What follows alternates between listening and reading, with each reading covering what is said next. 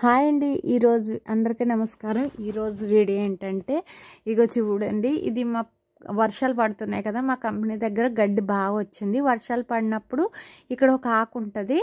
తెలంగాణలో దీన్ని పిండి కూర అంటారంట. నాకైతే తెలియదండి, ఇది వండుకోవడం తెలీదు, తినడం కూడా తెలీదు. ఫ్రై చేసుకుంటారంట, దీన్ని పప్పులోను గట్ట వేసుకోరు, ఫ్రై చేసుకుంటారు. నాకు ఫస్ట్ టైం చూడడం, ఆంధ్రాలో చూడలేదు, వండరు కూడా నాకు తెలిసి. మీకు ఎంతమందికి ఈ ఆకు గురించి